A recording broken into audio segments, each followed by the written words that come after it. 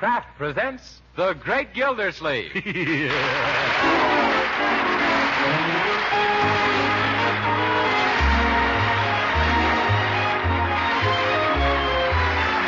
Kraft Cheese Company, who also bring you Bing Crosby every Thursday night, present each week at this time Harold Perry as The Great Gildersleeve, written by Leonard L. Levinson.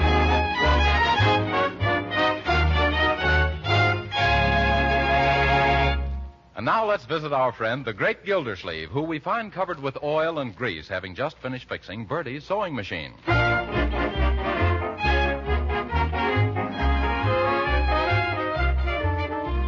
Well, your sewing machine is all fixed now, Bertie. You should hear that singer hum. Oh, thank you, Mr. Gildersleeve. Is it all right to use now? Oh, yes, indeed, Bertie. Go right ahead. No reason now why you can't sew on the little so-and-so. That's fine. Now I can run up my new summer uniform for the mysterious and bewildering order of the Daughters of Cleopatra. Oh, yes. What kind of a summer uniform? Oh, we just switch from the heavy to the lightweight veils. Hi, Uncle Mort. Hi. Hello, Bertie. Hello. Say, Unc, how'd you get all that oil on your hands and face? You look like you've been playing post office in a grease pit. Post office in a grease pit? Well, I never played post office there, though I never mind the frantic antics of my youth. I look this way because I just finished fixing Bertie's machine. Yes, and now I just puts my foot on the pedal and away it goes. Yeah. Couldn't have been a better job done if a real mechanic done did it. Of course not. I'm an expert. Don't forget I had hundreds of them at the Gildersleeve Girdle Works. Anytime we had a breakdown, I'd bounce right out of my office and fix the trouble before the motor had a chance to slow down. Gee, I never knew that. Why, I could take a machine like Bertie's apart and put it together again in the dark in less time than it'd take the average mechanic in broad daylight. And another thing, a bell. Oh, my goodness, a visitor. Mustn't see me in this disgraceful condition. I hope there's plenty of hot water, Bertie. Okay, I'm coming. Oh, hello, Miss Banks. Come right in. Thanks, Bertie. Oh, Marge, Penny Banks is here. My, that ain't the snappiest uniform I ever did see. What, you supposed to be, a lady general? No, Bertie, this is the Red Cross Motor Corps uniform. Well, what do you folks do, doctor sick automobiles? No, but we're supposed to know how to fix our own cars. Well, I have to get back in the kitchen before Leroy hollers that he's feeling holler. Here's Marjorie, Penny. Oh, sorry to have kept you waiting, darling. Well, you needn't have hurried. I don't think we'll be able to start the motor mechanics course this afternoon after all. We won't? Why not? Well, Mr. Cobb, who was supposed to show us how to tear down a motor, can't be there. Oh, that's too bad. Gee, it'll be almost impossible to reach the girls and tell them not to come. Yeah. I don't know what we can do. Oh, gee, why don't you ask Uncle Mort to teach you? Does he know anything about automobile motors? Oh, sure, he's a whiz. He can take whole cars apart and put them together blindfolded in the dark. Well, I never knew that, Leroy. Well, I didn't either up until a few minutes ago. But he's fixed up Bertie's old jalopy so that she just puts her foot down on a pedal and away she goes. Oh, no, Leroy. No one could repair that coffee grinder. Well, Uncle Mort did. He used to fix all the trucks at his girdle works himself before they could even come to a stop. Well, it sounds like your uncle can save the day for us, Marjorie. Shall we ask him? Well, this is all news to me, but why not? Oh, Uncle Mort? Yes, Marjorie? Can you come here for a moment? Why, certainly. What is it, my dear? Hello there, Penny. Hello. Well, my, you look attractive in that outfit. Hey, by the way, what outfit is that outfit for? Why, it's the Red Cross, and we need your help. Why, certainly. How much, my dear? Just a couple of your hours of your time, Uncle. We'd like to have you come over to headquarters and show us how to take apart and put together a motor. Like you did for Bertie, Unc. Oh, yes, birdies, of course. The Red Cross used a lot of them. When do you want me? Oh, this afternoon, Mr. Gildersleeve. Come, Penny. Don't be formal. Just call me Uncle Mort. Well, will you, Uncle Mort? Oh, well, I'm sure you could get somebody better qualified. Oh, now, don't be modest, Uncle. You'd be I'm wonderful nervous. for this. Besides, the man we wanted couldn't show up. Oh, well, I don't know. Oh, you wouldn't want to disappoint all those pretty girls. Oh, pretty girls. Well, of course, if you put it that way, I'll come. Oh, fine. And you'd better make your talk fairly simple. Some of our girls don't know the difference between a hose connection and a garter. Oh, they don't, eh? Well, I'd have a hard time telling them apart myself. Of course, that's stretching it a little bit. Oh, Uncle Mort, always joking. Oh, Tell the truth, I'm not so sure about several things myself. Now, take the differential. no, thank you. If I did, I wouldn't know what to do with it. Oh, now be serious, Uncle Mort. You sound as if you didn't know a thing about cars. I don't. But I know sewing machines from bobbin to shuttle. Oh, sewing machine. Oh, Uncle. Really, Marjorie, your uncle says the most amusing thing. Well, I don't see why you have to go into stitches about sewing machines. Oh, he's just an old kidder. Glad you liked it. Well, let's get going now. Oh, come on. Oh, be down at headquarters at 2, please, Uncle Mort. Goodbye, Leroy. Bye. Don't be late, Uncle. Goodbye, girls. Leroy, what's so funny about sewing machines? Were they giving me the needle? I don't know. You were the one who brought them up. Well, I did not. They asked me to come to Red Cross headquarters and show the girls how to take care of them, didn't they? Oh, no, not sewing machines. Automobiles, Unc. What? Oh, but I never... Oh, what have I gotten myself into? Gee, what's wrong, Unc? I don't know anything about auto motors, Leroy. Why, on half of the new cars, I don't even know how to raise the hood.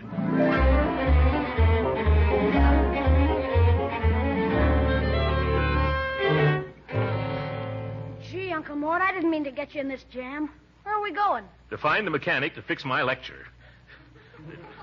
Now, this garage we're coming to, Mike. No soap, Unc. Look, this shop closed Saturday afternoons. Oh, leaping lima beans. Come on, Leroy.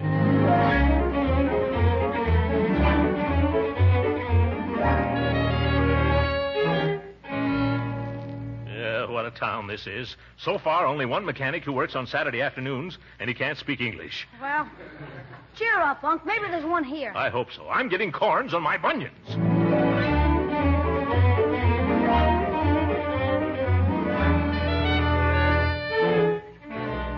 Well, now that I've explained the whole thing to you, mister, how about coming with me? Who, me? Oh, I ain't no mechanic. You're not? Then what are you doing in this garage wearing overalls and carrying a wrench? Oh, I'm the plumber. You.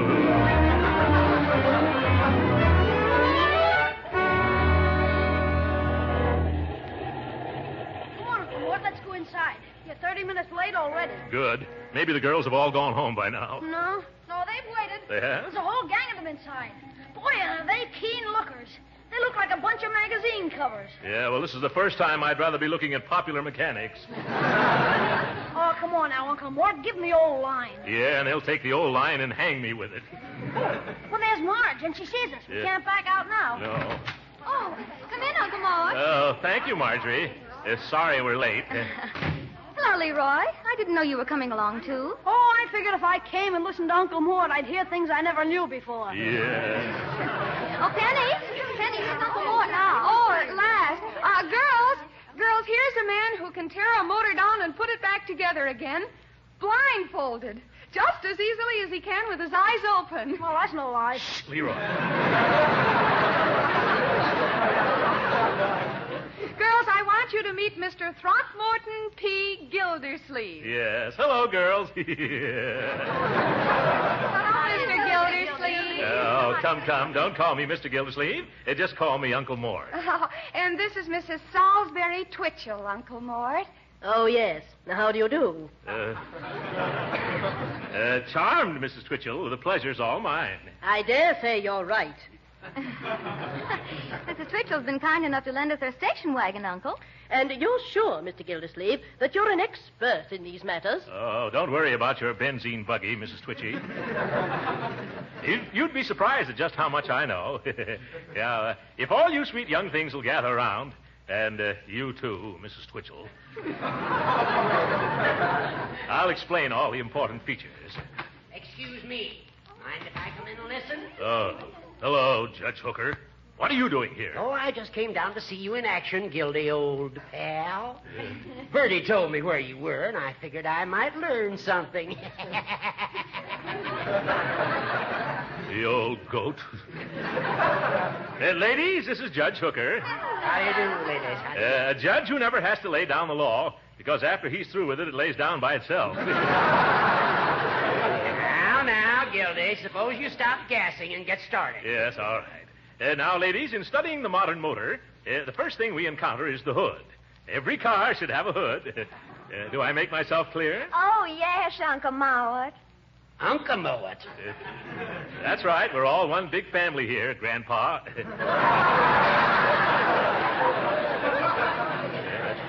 The hood covers the motor, as I said. Well, now that we've covered the motor... Now, wait a minute. Wait a minute, Uncle. Yes. Suppose you tell us what goes on under the hood when you start the motor. Oh, yes. Maybe you'd like to tell the girls, Judge? No. I wouldn't rob you of the pleasure for anything. You just go right ahead. Yes, all right. Now, first you touch the starter. That starts the car. Unless, of course, you forget to turn on the ignition key. Well, suppose you turn the key and step on the starter, but the battery is dead. Who is that? Oh, yes, I see you now, my dear. Well, I'm glad you brought that up. That brings us down to dead batteries. Now, a dead battery... Wait a minute. Yes. You aren't finished with the motor yet. In fact, you haven't started it. Well, how can I with a dead battery? Yes. Now, to get back to the motor, or as we experts call it, the engine. The strange thing about an engine is that it might be missing and still be right there. Yes. This happens when the spark plugs fail.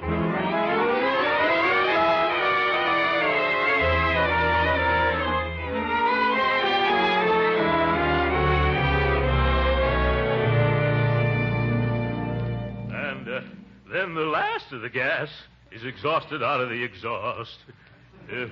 Well, that reminds me, I'm exhausted myself. Here's a chair, Uncle Mort. Thank you. Nice going. Let's get out of here pretty soon. You're right. Well, if it's all clear to you now, ladies... Oh, wait. I'm sure the girls have loads and loads of questions for you. Yes, that's what I thought, you backseat driver. All right, girl. Well, isn't the muffler supposed to keep the motor warm? And how often do you oil the fan belt? If you have an electric heater, do you still need a radiator?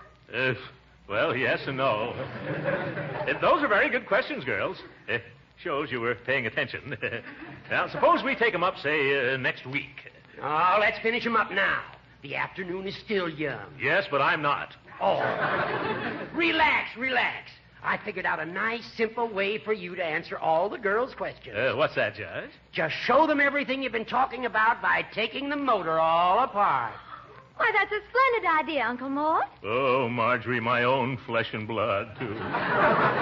Oh, that should be very interesting, shouldn't it, girls? I think it would. Don't you think so, Mrs. Twitchell? Well, I'm not sure. I know less about automobiles now than I knew when I came here. It's beyond me how anyone who looks so simple can make everything look so complicated. Go ahead, Gildersleeve. You double-crossing dodo.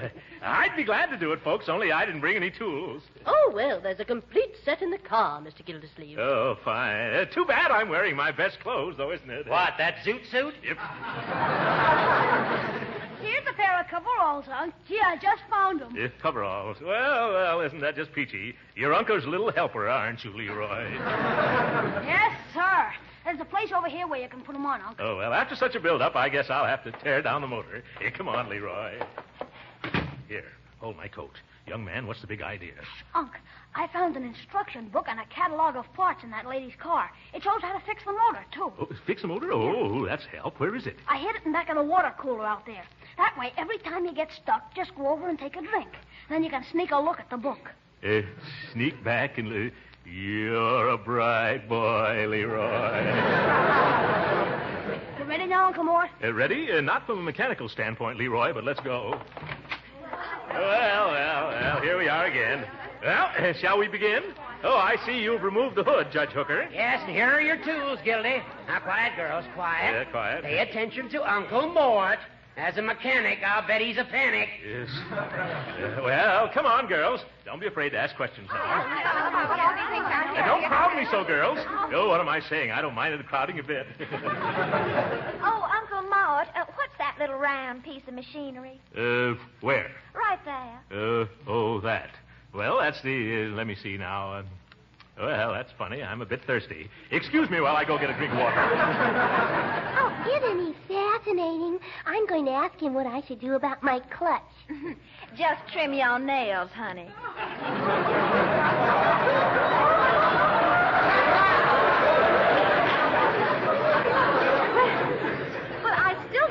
understand why one needs both a radiator and a heater. And now, my dears, what was that question? Well, I just wanted to know what this little round dingus is. Oh, that. That's the generator. Number 4B33, 28 amps, sells for $8.95 FOB Detroit.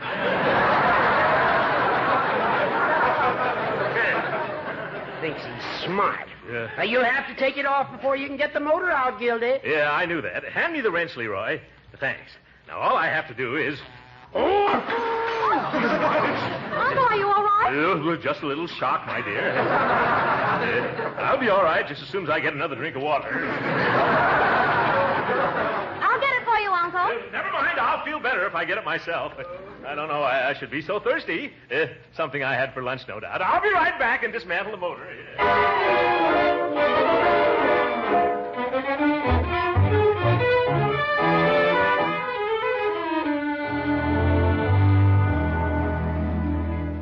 According to my watch, it took you just 2 hours to take that motor apart. Well, Gildersleeve, I got to hand it to you. In all my experience, I've never seen a man do so much work and drink so much water at the same time. Yes, I've been to the cooler more times than a patrol wagon. Better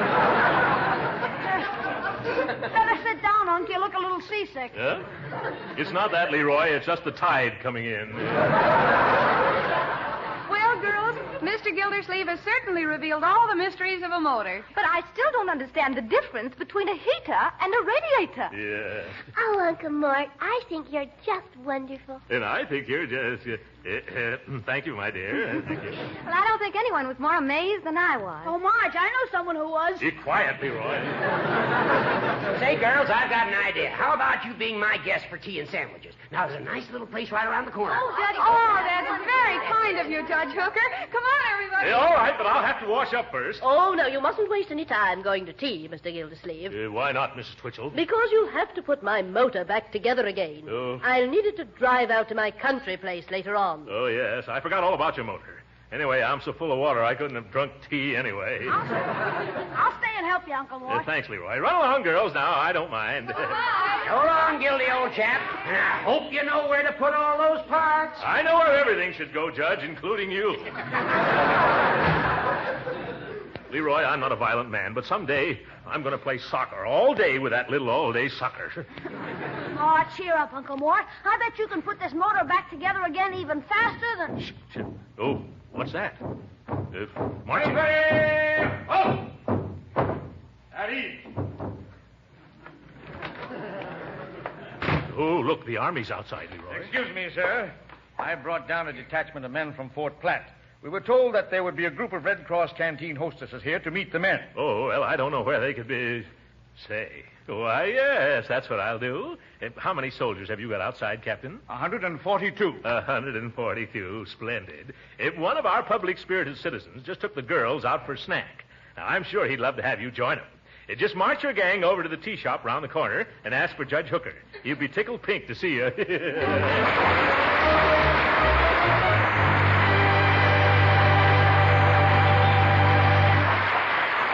We'll hear from the great Gildersleeve again in just a moment.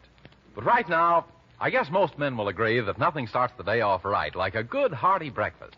Yes, give me sizzling hot eggs with plenty of toast, or maybe some pancakes or waffles, and man alive, I'm about ready to lick the world. That's why grand-tasting Parquet margarine deserves a mighty important place on the breakfast table.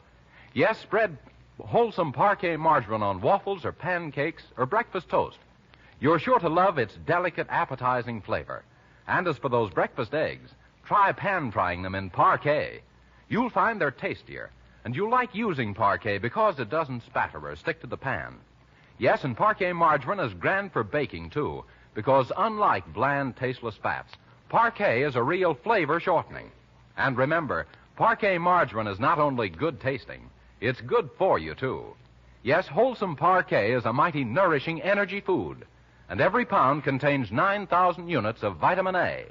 So right now, put Parquet margarine at the top of tomorrow's shopping list. Remember, it's Parquet, Parkay. It's made by Kraft.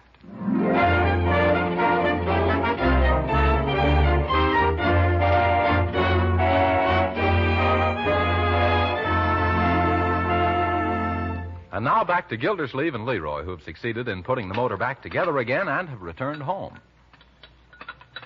More fried onions, Mr. Gildersleeve? No, thanks, Bertie. I only ate these to get them out of my sight. They look like piston rings, and I never want to look a piston ring in the face again. How about you, Leroy? Oh, nothing more, thanks. Well, I think I'll go to an early movie now. Maybe I'll go with you. Is there a Hop-Along Cassidy playing around here anyplace? No, you've seen all the new hop-alongs. How about going to see an Eastern picture for a change? No, Leroy. When I go to a picture show, I want to hear a lot of shooting. It keeps me awake. Well, I'll run along now. I'll be back early. All right. Careful little dessert, Mr. Gildersleeve. Well, that depends on what you have to offer. Well, there's some custard and a slice of devil's food cake and some pie left over from yesterday. Or you can have some stewed fruit and icebox cookies. Or fix some fresh tapioca pudding. And, of course, there's still some of that strawberry ice cream. Oh, fine. That'll be just right for me. You mean all of them? Oh, no, I wouldn't stuff myself with all of them. You can skip the stewed fruit. Oh. Okay. It takes a wide variety of desserts to make a wide variety of gentlemen. Yeah. Oh, never mind. I'll get that doorbell, Bertie. Hello, Gildersleeve. Can I see you a minute? Sure. Take a good look. No, I want to talk to you, Throckmorton. What do you want, you little snake in the bush? I'm a snake. Say you just stuck me with 142 soldiers. Oh, yes, the Army. I'd forgotten about that. Well, what do you want, Judge? I seem to have lost my watch. Huh? The last I remember, I took it out and set it down to time you when we were at Red Cross headquarters. Oh, did you go back there and look for it? Yes, I was there just now, but I couldn't find hide nor hairspring of it. Yes, hairspring. Sure you didn't happen to pick it up? I'm not accustomed to picking up other people's watches, Hooker. It's a nasty habit that gets you into bad company. You start associating with judges and people like that. Cut the comedy, you big clown. Yeah. Now, let's try to figure out what's happened to that watch. Was it valuable? I should say. Given to me by the grand jury after we indicted that fake jewelry racket mob. Oh, left over from the investigation, no doubt. It was not. This watch cost a couple of $100. Oh, my goodness. What's worrying you, Hooker? I just remembered. I set the watch down on the engine block. Well, that's funny. I didn't see it when we were putting the motor back together. Oh, maybe it's in one of the cylinders.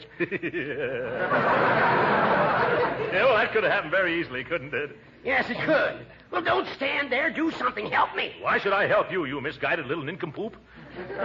That's no way to talk to your pal, Throcky. Hey, pal. Come on. We've got to rush down there and tear that motor apart again and rescue that watch before that woman drives it away. Oh, you mean Mrs. Salisbury Twitchell. Sounds like a nervous hamburger.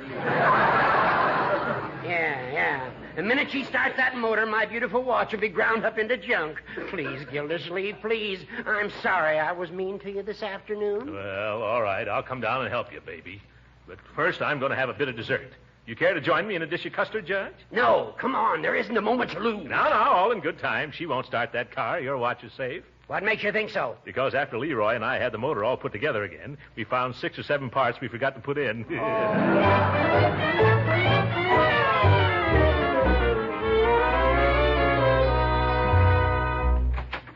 Well, there's the station wagon, and it looks like the coast is clear. Yes, Judge. There doesn't seem to be any sign of that old battle axe. Hello there, Mrs. Twitchell. Oh, hello, Mr. Gildersleeve. I've just packed some boxes to be sent overseas. I wonder if you'd put them in the back of my car. Oh, Judge Hooker will only be too glad to do that, won't you, Judge? Oh, yes, of course. Oh, thank you. They're right in here. Look, pal, I'll take Madame Hoity-Toity out of here while you dig into that motor for my watch. Nothing doing, chum. I've been through that engine once today. I'll lure the old buffalo away. After all, I'm more of a lady killer than you are. Yeah, they look at you and laugh themselves to death. Okay, I'll resign. No, I apologize. See if you can get her away from here, and then I'll go to work. All right, I'll take her out somewhere for a little while. But remember, you're going to pay the expenses. Yes. Are these the packages, Mrs. Twitchell? Oh, yes. As soon as they're loaded, I'll take them down to the express office. Oh, incidentally, I hope I'll find my car in good condition. Oh, you'll find it all right. You'll find it all right. Yeah. After I overhauled it all, though, the judge called something to my attention. And what was that? Well, the judge is quite an expert. He seemed to think that there was a sort of a Swiss movement in the motor. Oh, he did? Yeah. He thought that if you didn't mind, he'd try to get it out. Oh, well, all right. I'll be in town again tomorrow. Oh, I think he'd rather have you do it right now. Now? Yes, he feels that he could save time that way. All right, if it won't take too long. Oh, it won't. Merely a minor adjustment. Judge, Mrs. Twitchell says it'll be all right. You mean for me to get the watch out? What's that? Yeah, be sure to watch out for trouble. Take your time, Judge. Take your time. Don't worry, he'll wash out. And while he's working, would you care to step out for a bit of sherbet? Oh, no. No, I do. Oh, what's that? What's what? That. You must have very sharp ears. I can't hear a thing. Would you like to go out for a banana split, Mrs. Twitchell? I know a place where they make the drippiest banana splits. Oh, no. I really don't. Now, Mr. Gildersleeve, surely you heard that. Oh, yes. Those chimes are certainly beautiful, aren't they? That weren't chimes. Those is my car. If what? What's he doing to it? Now, don't worry, Mrs. Twitchell. He's just tuning it up. Well, it sounds like Wheeling Steelmakers tuning up. Yeah. Now, just compose yourself, my dear. The judge knows what he's doing. Say, I know what you need. Oh, you do? What? A nice big bowl of chili con carne. Come, Mrs. Twitchell. I know a place where they serve the hottest chili in town, with all the beans and onions you want thrown in free.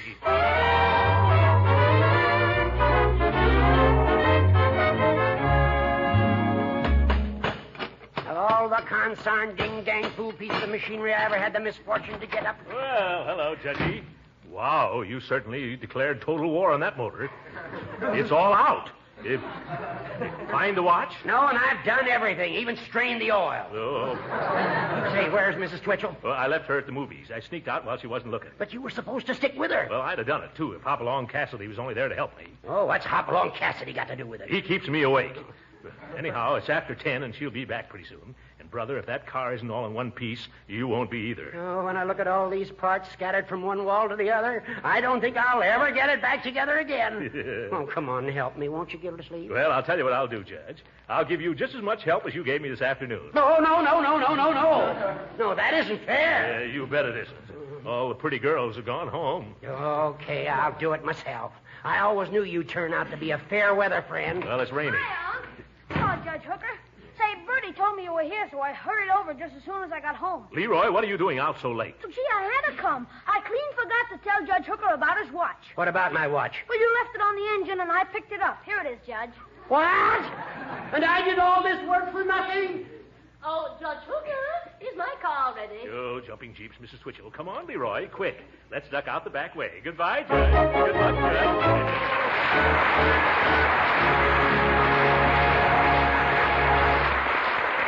The great Gildersleeve will be with us again in a few minutes. But first, I'm sure you housewives have to be pretty wide awake in your food shopping these days. Yes, you have to buy wisely. Be sure the foods you get are nourishing, good tasting, and fit into your food budget, too. Well, that's where delicious Parquet margarine can help out a lot. You see, Parquet margarine, the wholesome modern margarine made by Kraft, just about fills all these requirements. It's nourishing, it's wonderfully good tasting, and Parquet margarine's economy helps out a lot in making your food budget work. Yes, Parquet margarine is a delicious, economical source of important food values. It's a wholesome, highly nutritious food, one of the best energy foods you can serve at your table. Besides, every pound contains 9,000 units of important vitamin A. What's more, Parquet margarine is so delightfully good tasting, it just can't be compared with old-time margarines. You'll like its delicate, appetizing flavor, whether you serve it as a spread for bread or use it for baking and pan frying. So if you're a wise food shopper, you'll certainly try delicious, economical Parquet margarine. Yes, tomorrow sure, order Parquet, Parkay. It's the margarine made by Kraft.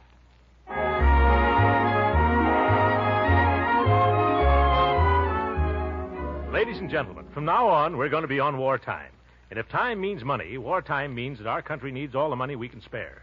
And when you invest in defense bonds and saving stamps, you all join in saying, "You're a hard man, MacArthur." Good night.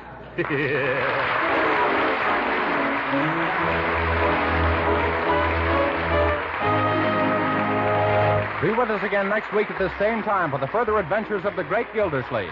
This program came to you from Hollywood. This is the National Broadcasting Company.